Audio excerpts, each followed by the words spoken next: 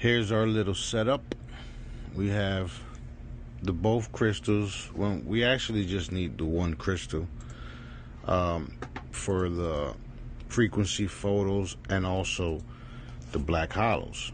But we have two just because this one been there since since we started doing the black holos. But that's the little setup we got.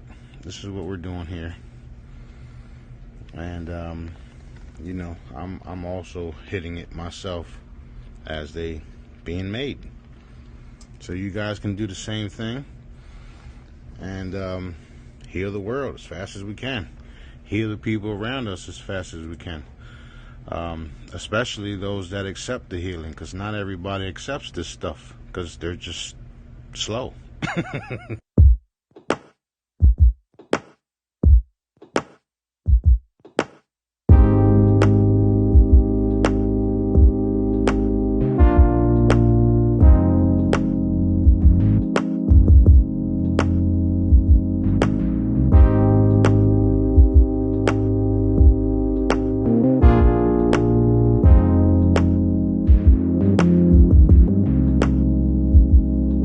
You said it yourself.